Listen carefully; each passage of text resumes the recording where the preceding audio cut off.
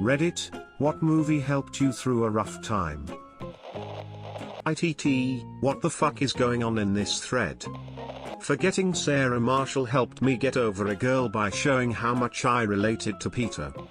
The Dark Knight Rises. I understand it is not the greatest of movies, but I was 18 years old, had just finished up my freshman year at CSUN and was completely done.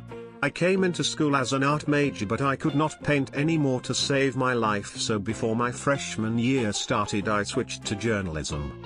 I never took a journalism class during my freshman year, and at the end I did not really love journalism. I was in love with the idea of watching NBA games for the rest of my life. However, that is not changing anything that was conforming in my eyes.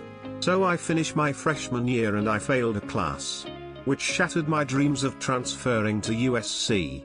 I was in a bad relationship. This girl was pretty abusive and my dad was just out of chemotherapy. So I went to the Valley between my freshman and sophomore years. I was working part-time at a Papa John's my cousin was manager of. Around that time I decided I wanted to direct movies, so I made the major change at school. While living in the Valley with my cousin, since I wanted some type away from LA. There was nothing to do, so instead of getting into trouble we watched at least 4 movies a day and went to the discount movies at least once a week. This is where I developed a deep love for films. So I was already surging with creativity, and when The Dark Knight Rises comes around here I see Nolan catching some scenes in places I walk by. Places I have seen and would have loved to capture on screen myself. So nostalgia certainly played a role in it. Especially the horrible shooting. It all boiled down to I want to make people feel this epic and heaven on earth feeling that movies make me feel. Since my movie palette has dramatically increased, however, it was Nolan that put me on. I am graduating in May and I just won a scholarship for a feature film I wrote. Dope as. Guys, I just wanted to say that this thread is hilarious. I started to shake from laughter, and I accidentally scratched my cornea as I itched my eyes. I immediately tried to grab the phone to dial 911, but without depth perception, I knocked the phone off its stand, and it shattered on the floor. My hands were covered in eye blood, and I didn't know what to do, and I couldn't get help. I cried from the eye I could, and sat down on my couch. My eye was in too much pain to go to sleep, so I sat there for an hour. I considered suicide so strongly, as I struggle with depression, and this was the lowest of lows. Before I left though, I figured I'd watch a movie from my large collection. I have to say, watching Paul Blart, Mall Cop is the only reason I am still alive at this moment. It took me out of my deepest agony, and I can now rest in peace. Carrot, I really did just gouge my eye though, god damn it. When I was struggling with my stand-up comedy, Paul Blart really helped me with my segues. Paul Blart Mall Cop made me feel more like a man. Not third person, I'll tell you that. That movie fucked me up. I was hoping to say something about how Clarks really got me through hating my life when I first worked retail. But the truth is, Paul Blart Mall Cop completed erased all memory of that. Paul Blart Mall Cop. Okay, I'll take you karma and leave. We are gonna be here for a while. Gentle slap. Shuts door. Okay guys, so Paul Blart Mall Cop 2. The only movie I've ever seen is Paul Blart Mall Cop. It was just so amazing I never wanted to watch anything else. My dog was run over by a car and I struggled to get over it. I watched Paul Blart Mall Cop and it really pushed me through dark times. Bowel Blart, Ball Bop cured my dick cancer. The Secret, Law of Attraction. I always wondered why my mom wanted to have me as a child, and she always replied safety never takes a holiday. 2001, A Space Odyssey. Nothing has inspired and moved me more than that movie. It gave me inspiration when I had none and opened my eyes to so many of my interests. If I'm down, all I have to do is watch the first space scene with the slow dancing ships and I am immediately filled with joy. Forgetting Sarah Marshall was pivotal in the years after my first real relationship. This thread is beautiful. Shortly after things went sour with a girl I thought I was madly in love with, I saw 500 Days of Summer. That movie taught me that no matter how crazy you think you are about someone, that it's truly, honestly, not always meant to be, and the reason for that is because someone better will come along. My autumn came along and I wouldn't trade her for anyone.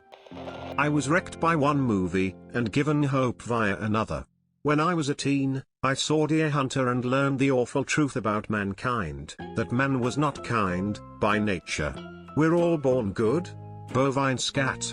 We're darkness with a side of good, the image of the Creator stamped all over our sorry asses, whether we admit it to ourselves or not. Which brings me to film 2. The Ninth Configuration. This movie reaffirmed my hope for man, that it can only come from, and through an example from, without. See it for yourself and put the pieces together, if you haven't. Stacy Keach is awesome, as is every actor in this piece. It's disturbing as all get out, but somehow, light pours through and brings you back to faith. William Peter Blatty, The Exorcist's director, wrote this and directed it. If you have an intellect and a soul, it'll dent them both nicely. TWTD. Knowing I am willing to commit suicide.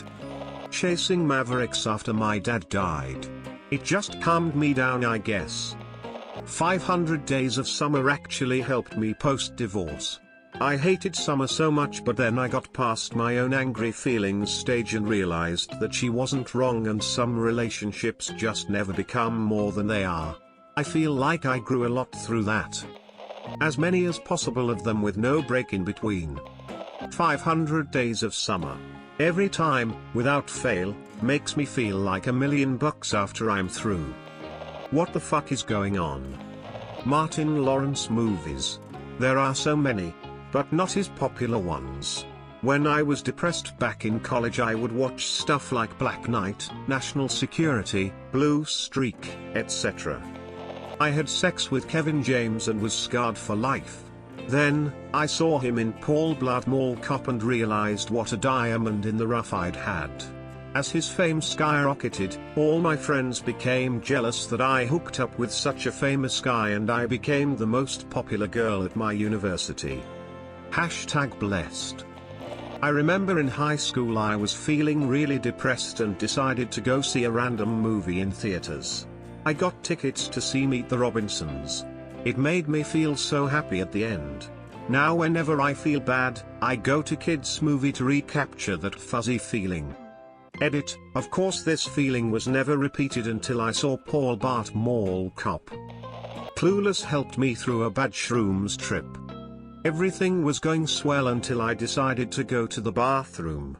I was at my friend's house, so I went and used her bathroom, but when I turned on the light switch the bulb blew out, and the only light in the bathroom was from the fluttering fluorescent lights above the mirror. It was all downhill from here. I started freaking out. I went out the wrong door, it was a Jack and Jill type bathroom, and went into her roommate's room. Her roommate wasn't there, but her dog was, and somehow I took this as a sign that I had died in the bathroom and I was in a weird Beetlejuice-esque purgatory, and that this Australian cattle dog was my guide in the afterlife. I seriously believed that if I stepped outside of the house I would be eaten by those giant sandworms. So I started talking to the dog and was starting to accept, and even enjoy my new state of being. Then my friend's roommate came home, so I hustled through the Jack and Jill bathroom and back into the living room.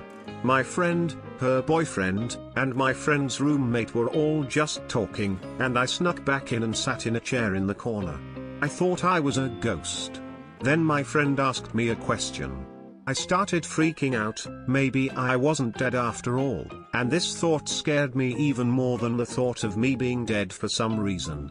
My friend tried to calm me down, and she asked if I wanted to go outside to get some air, but I still feared the sandworms, so I refused.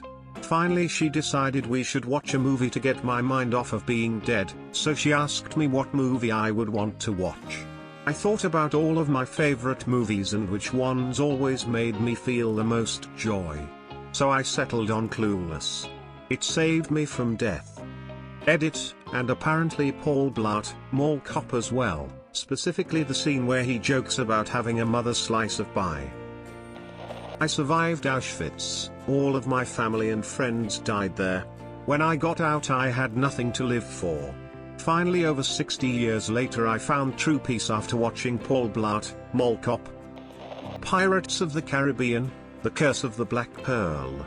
It came out when I was 13, and in a mental hospital for the 1000th time when I was a kid. I had no reason to be in that place at that time, and my mother agrees with me, but I digress. As stated above, I was in mental hospital several times for suicidal thoughts/major depression. I went through more than any child should have to handle, and I just wanted to end the suffering. When Pop came out in theaters, my mom was able to get a pass for me so I could go away from the hospital for a few hours. We went to see this movie and it was the moment when I fell in love with Johnny Depp. His portrayal of Captain Jack Sparrow was amazing. For the first time in a long time, I truly laughed while watching the movie. From then on I have made it a point to watch Johnny's movies, some of which I have yet to see. For a couple hours that day, he let me escape the hell of my world and enter an entirely different one. People don't understand why I love Johnny Depp so much, but it's a reason I like to keep to myself. It is my biggest dream to meet Johnny Depp, and to tell him in person how much Jack Sparrow, Captain, helped me heal from my inner demons. And how much he as an actor has provided me with a means to cope. That hospitalization was the last of several that I ever had for mental health issues. Thank you for this question, Op. It was nice to actually type all this out for once, even if no one reads it. Edit, as I scroll through the replies I'm reading all of those jokes about Mall Cop. I'm sorry, Op, that happened.